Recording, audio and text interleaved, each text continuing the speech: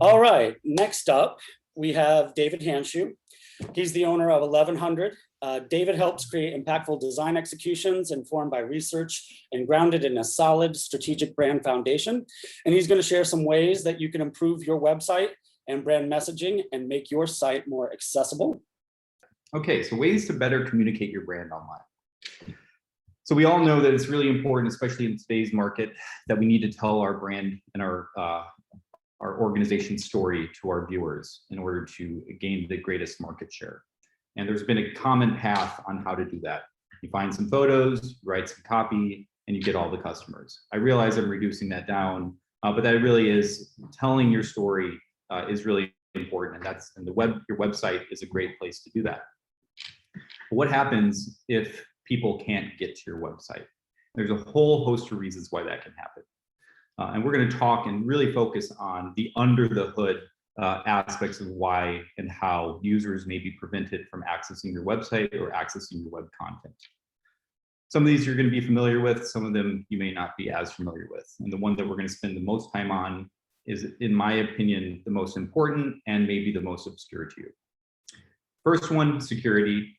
I'm sure most of the business owners on the call today have some sort of security on their website. We're just going to talk about the reasons that that's important. Available or availability is also very important for the user and the user's experience on the website. But then most importantly, accessibility. And I just noticed I have the wrong icon here. And that is the most important topic that we're going to spend some time talking about today. So moving into the first bucket, security. What is it? Do I need it? And how do I get it?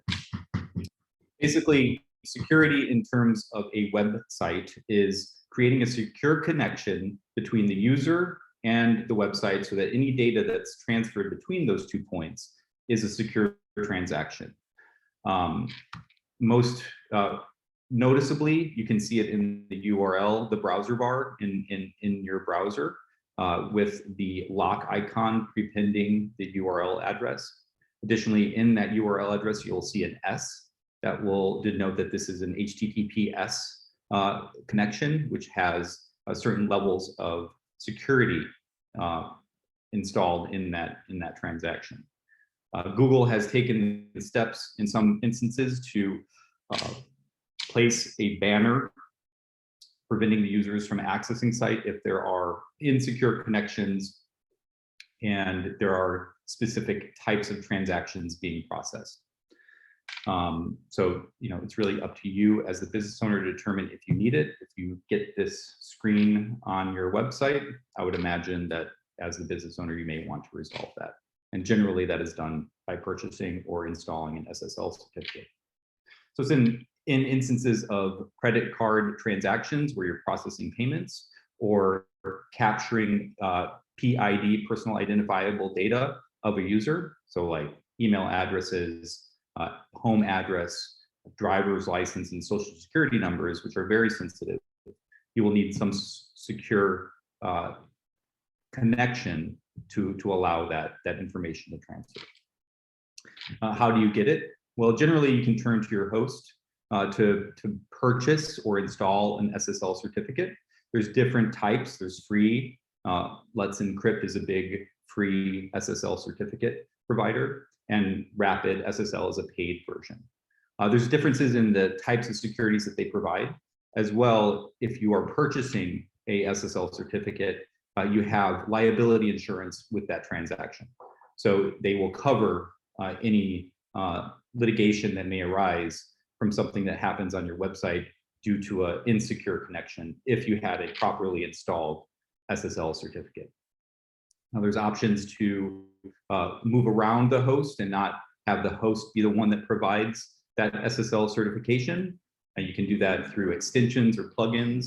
Most people and small businesses today use some sort of provided CMS website management platform. Shopify is a big one for e-commerce. WordPress is a very large one for blogs and general sort of marketing presences. I think the edgewater.org website is hosted or managed via WordPress with some CMS implementations. Getting back to the e-commerce, as we saw on the previous screen, you will want SSL for any purchase transactions, but most of the providers like Shopify and other e-commerce platforms already provide SSL. So as I mentioned in the beginning, many of the business owners here may already have this initiated on their website, but it's just important to make sure that users have a secure connection to your website. It builds trust, and it allows you to avoid the screen that we saw earlier where Google will put that up if they know that page is requesting highly sensitive data. The next item that is important and is becoming more important is availability. So what is that? How do I need it, and how do I get it? This is a little bit more obscure. It is around the speed of your website. Google has a very large control of the market share of search engine usage, and through that they have developed a number of tools that help site administrators manage and understand the performance of their website. One of those is the Google Search Console that allows you to track clicks through the website. It's different than Google Analytics. It gives you a slightly different perspective of the interactions on your website. But within that, they also provide 4 key bucketed areas of how they measure your site health, quote unquote, and then how that then translates into their algorithm for search engine results. As a person that works with small, medium, large companies on digital expression, you're never going to win the SEO game. It's a very cumbersome process, and there are very skilled people that know how to better position your results in a search engine result page, but that is a very hard game to win. And so where you sit within that algorithm may not be that big of a deal, but it is still something to consider as you're beginning to think about a new website or relook at your current web experience. This is a screen from the dashboard within the Search Console. It shows you how your website is stacking up in terms of good URLs, poor URLs, and URLs that need improvement. So as a business owner, you can use this tool that Google provides to understand which are good URLs and which URLs need improvement. These then go into their sort of signals that they call them that help funnel their search engine results. So as you can see, they track mobile usability. So they determine everything from a mobile perspective in regards to their search engine results. And so they look at, does the page, and they test this automatically, it's automated. Does this page render as a mobile site?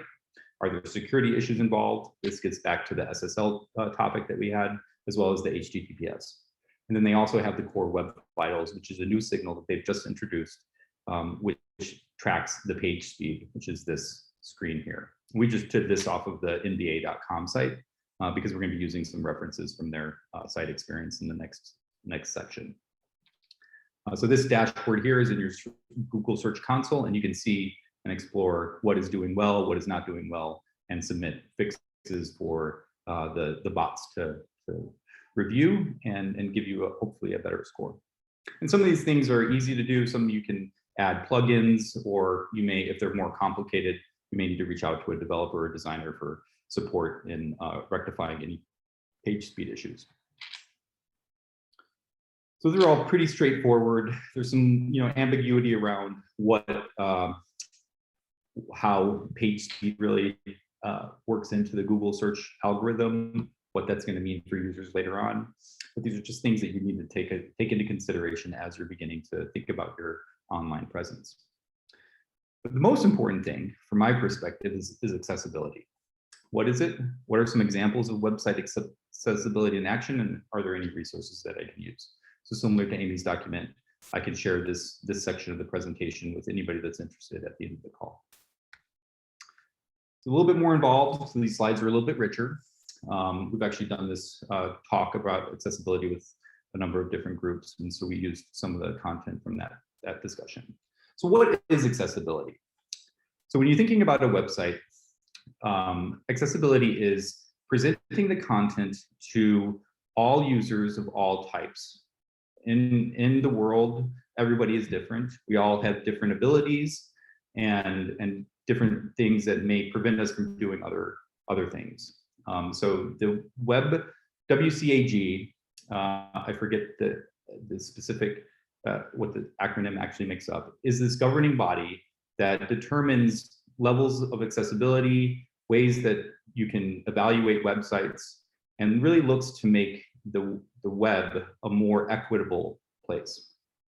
So we know that there's different types of disabilities that the WCAG looks at to try to get website owners and designers and developers to start thinking more holistically about the whole user base and not just a segment of the base that they're most comfortable with.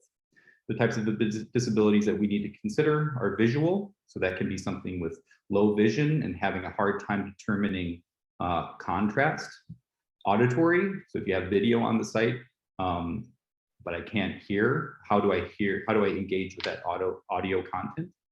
Motor, people may have issues with using keyboards, mouses, and may have to use speech control or use a specific key on the keyboard to navigate a website.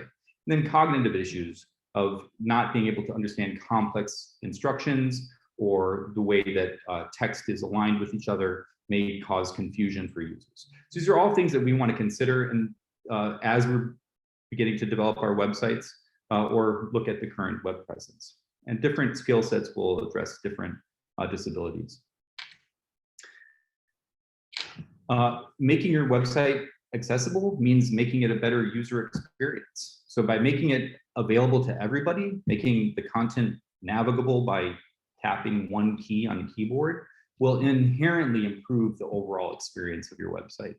There may be a law of diminishing returns where you try to become too accessible and then you have to backtrack a little bit because it is a little bit of a gray area.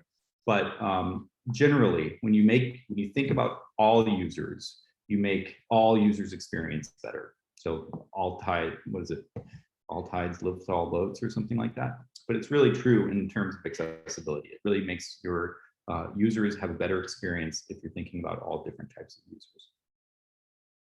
Who governs accessibility? So this is something that I mentioned at the beginning. This is governed primarily by the World Wide Web Consortium, W3C is its shorthand, and then WCAG is the guidelines that they've created. So this is important to consider though, because there are certain industries and certain types of businesses that are legally required to maintain accessibility at different standards. And this legal requirement can result in litigation. So industries like financial industries, universities and schools, anything that receives government funding needs to maintain an accessible website and digital presence. And that can carry down to PDFs. So anything that is digital and shared digitally to users needs to be accessible. And as I said, depending on your industry, you may be legally responsible. Even shopping online and e-commerce stores need to have accessible websites or they can be sued. Now that litigation is fairly focused, and where it is right now, as long as there's no class action lawsuit, there was a big lawsuit with Domino's last year that ended in a multi-million-dollar judgment. Generally not going to be the case for a small business running an e-commerce shop, but you may be asked to pay the complainant's legal fees, and you have to go through the whole process of talking to lawyers and this whole thing. And so it's something you don't want to do for fairly small fixes in advance of or considerations in advance of creating your website. What team members are responsible for creating accessible content and designs on the web? Well, you as the client/site owner are responsible for determining what level of accessibility requirements you need to meet, what areas of the website are required to meet that accessibility, and then guiding your partners in helping to create that. Design needs to consider the presentation of the content and design the content in a way that meets accessibility requirements. Specifically, this generally lives within color and other sort of interactive elements like filling out forms and button interaction styles. But color contrast is a big one, and that is one where you'll see a lot of sites fail in accessibility tests around the color contrast, and that's basically just the foreground color versus the background color. Developers have a more robust responsibility for ensuring a site is accessible. Mentioned in the previous slides, the necessity for making sites keyboard accessible. So you can try this after you get off this call. You can go to your favorite website and navigate only using the tab key. So the tab will navigate you from interactive element to interactive element.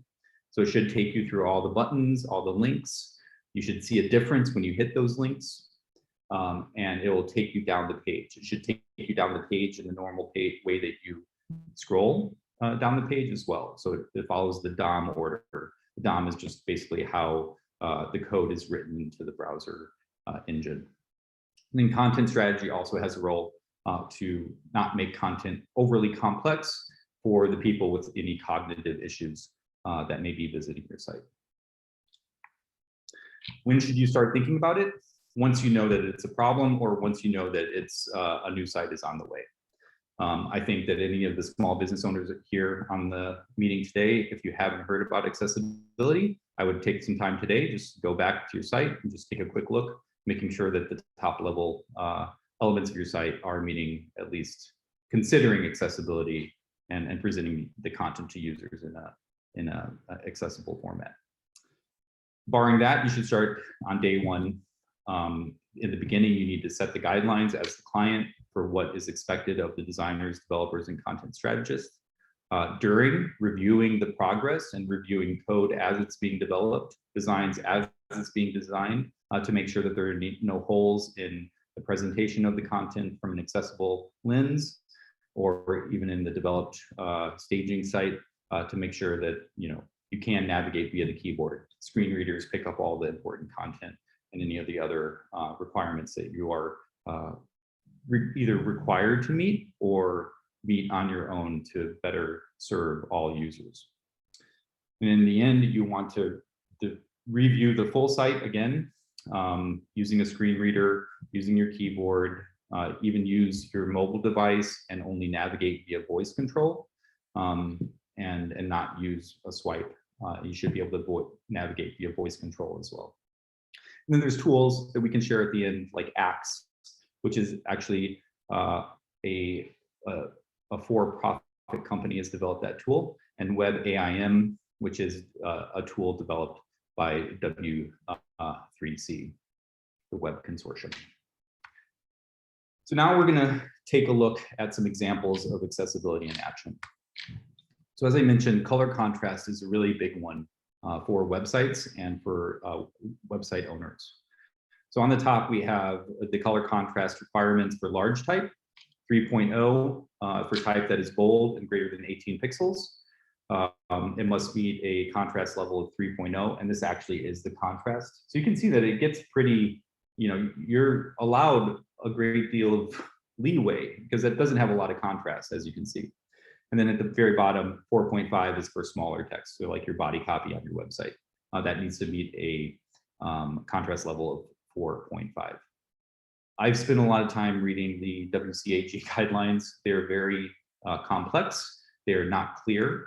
One thing that is clear through reading them, there is no minimum type size. So when you read these guidelines, you can sort of read into possibly thinking that there's a minimum type size that you need to have online.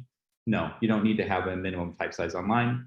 That is solved by a different requirement that allows users to scale up all the text, images, buttons via their command plus minus keys on the keyboard. So there's no requirement for, or no minimum requirement for type size, because you should have the functionality inherently coded into the website for scalability in terms of those elements. So who is impacted by this? Primarily people with moderately low vision, and the designer is the one that owns the task of making sure that your colors are accessible. You as the site owner and client are the ones that approve that and are, at the end of the day, responsible for that solution. So here, looking at the NBA site, this is a recently launched NBA experience, and they had a number of accessibility issues around the presentation of their content. We just are highlighting a couple of them here. So you can see that Stephen Curry's number and his the player designation guard is in too low of a contrast for users with low vision to properly see.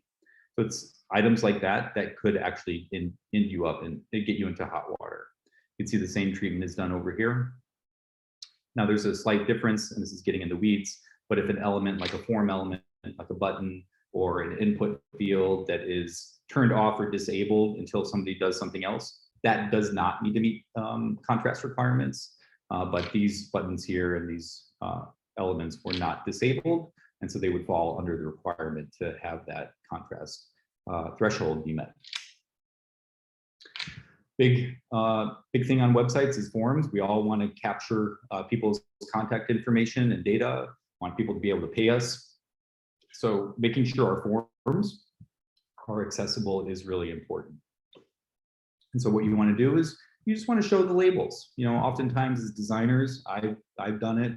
Like backing up, I did not think of accessibility for many years. You know, like designing something cool visually was the guide, and you know, designing something cool visually that everybody can use is the guide now. And so what that does for forms is, you know, before people would put the form label inside the field and then that would disappear when you type something in. Well, for cognitive issues or for other, you know, usability issues, I don't know what that form label was anymore. And so I may get confused and I may run into issues with filling out that form. So always just show your form label above, to the left, to the right. You know, generally above or to the left is the best practice, and you won't meet any of those issues. One thing that will come up later on that we'll talk about is also related to forms, and that is not signifying a change in the event only through color. So sometimes, specifically talking about the form example, required fields. Oftentimes we come across a form that has required fields like my email address or message. Most times that is indicated in both a symbol, like an asterisk, and a color. It's not just done in like a color. So sometimes you'll come across a form that says fields in red or fields in green are required. Well, if I have low contrast or I am colorblind, I don't know that green is different than the gray. And so I am not able to understand the importance of that field. We'll come back to that later, but that is an example that is really present in forms. Here, an example from the NBA site. The color contrast of form elements would need to be considered here on the left for this checkbox. The bounding box of that checkbox does not need color contrast. Similarly, the color contrast for the placeholder text within the search field is too low contrast and users would not be able to see. Search fields are slightly different than other like form fields in the sense that you generally can put the search placeholder text in there and be okay, because there's a context issue around the presentation of that content. Users generally know that that's search. There's other ways that your developer can support that interaction by hiding a screen reader specific element that will only be picked up by a tool that is meant to see it. And then once that tool sees that element through its normal navigation of the page, it will read the content of that. So there's ways to work around this, but generally you just want to make sure all the content is visible in most cases all the time. Next thing is control. So we'll come to websites quite frequently and you'll see a slideshow playing.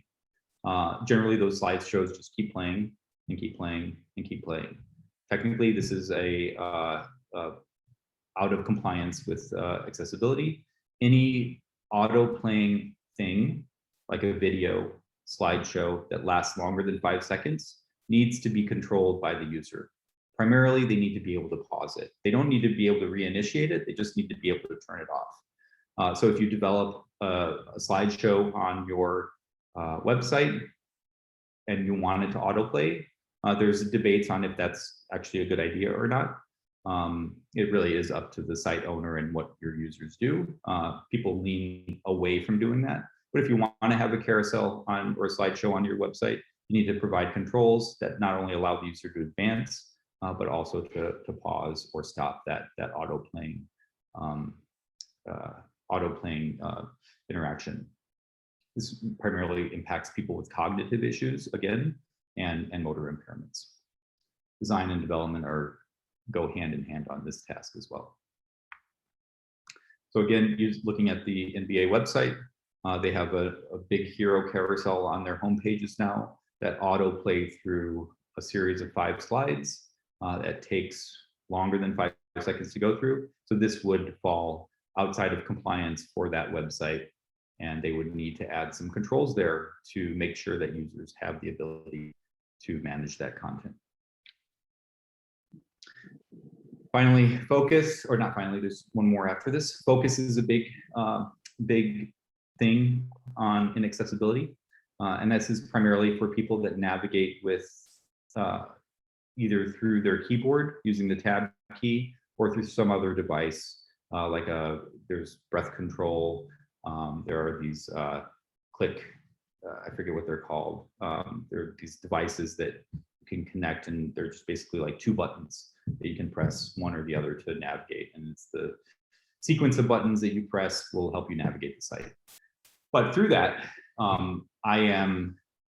if I'm navigating with something other than my mouse or my cursor or my fingers, I don't know what I'm clicking on if there isn't a focus state. So the focus state highlights that interaction. So similarly, if you point your mouse over a button, that button will generally change color or change appearance. Most developers will add, so that's in the coding language, that's like a colon hover will do that. For the keyboard, you want to do colon focus and have that same effect happen, so that when I'm navigating through the website via a keyboard and I trigger an interactive element, there's a visual display for me that I know that something changed and allows me to focus on that area. So looking again at our example for the NBA, we have our static button on the left, a hover state on the right, which is just slightly darker. Hover states you don't need to create a accessible contrast difference between your default state and your hover state.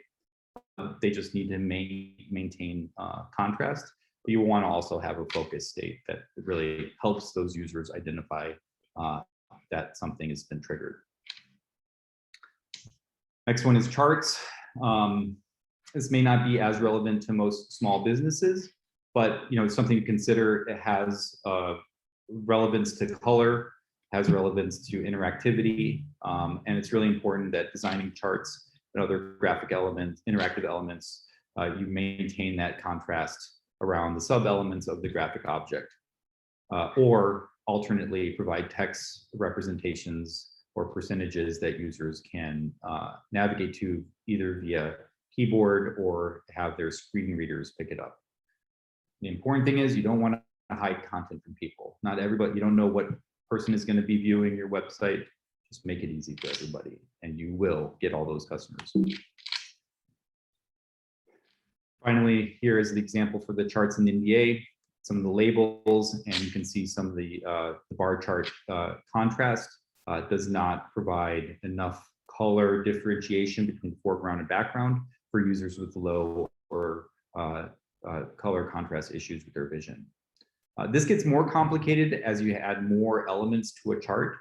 So it is something to manage because you only have so many colors in the color wheel that are meet color accessibility requirements. Stay away from greens, stay away from yellows because those won't meet requirements. So that really limits your subset down.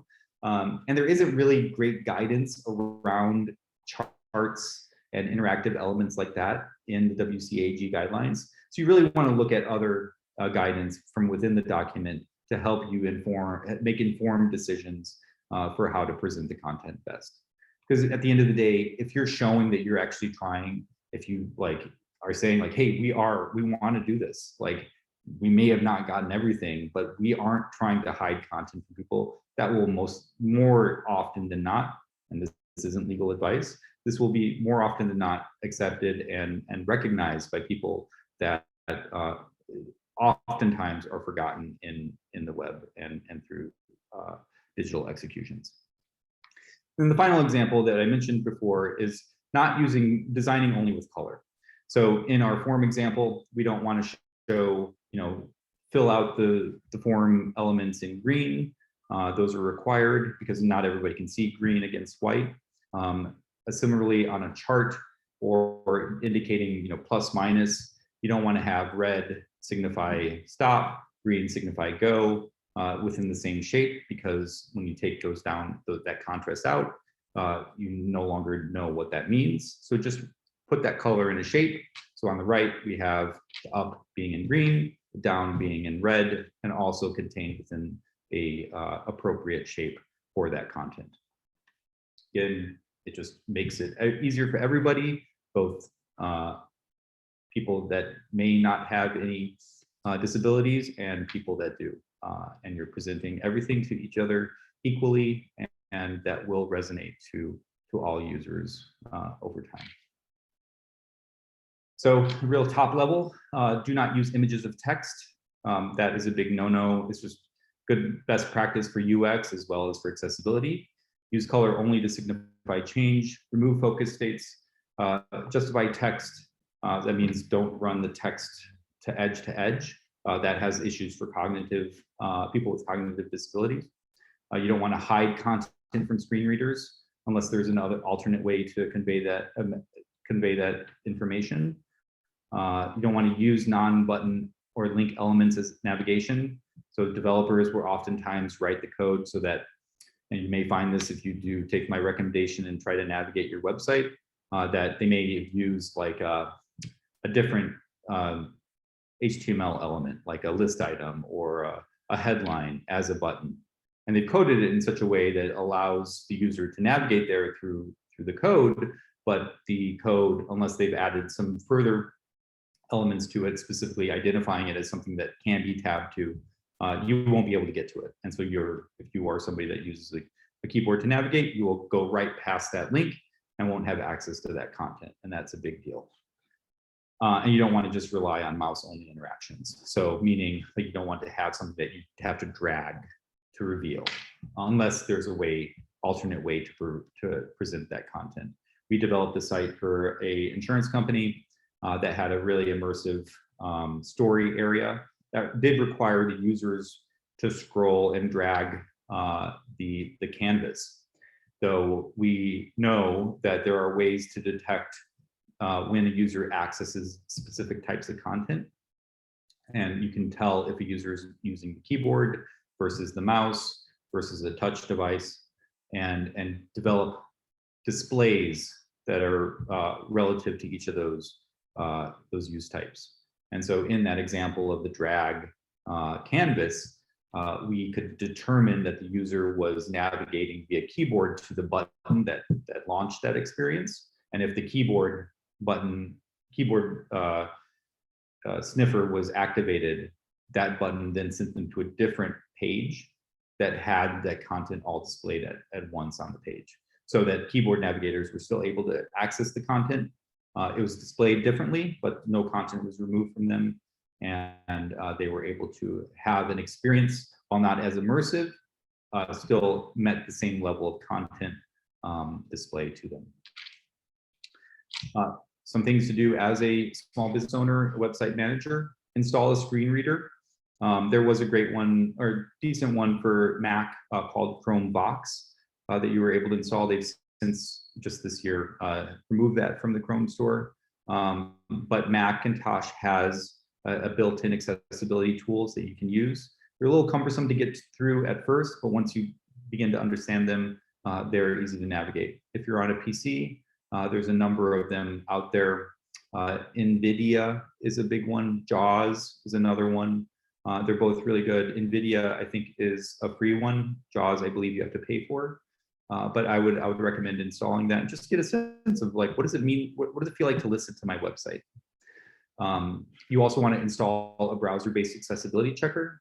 That's a tool that you can use in Chrome or Safari, Firefox, that lets you click a button and get a list of issues that are associated with your website, and specifically with accessibility.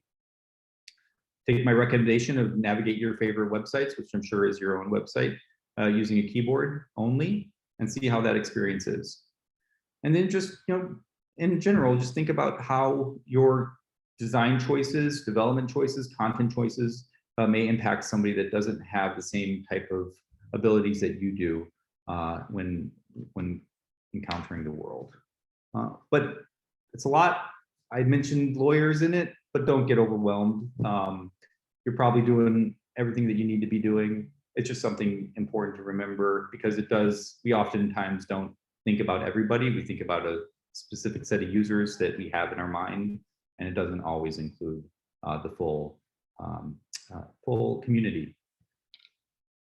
Finally, this is the last screen here. This is a list of resources that you guys can use to evaluate your own website or competitors' websites. That's always a fun thing to do. It's like, oh, what other design firms are thinking about accessibility? Oh, they aren't, are they? And so, it's good to know for your own sake of like, oh, well, I am doing it better, a little bit better than X, Y, and Z, or A, B, and C. And then that's it. Thank you for the time for everybody. Again, I apologize about the last minute meeting, but I'm sure all the other speakers were great.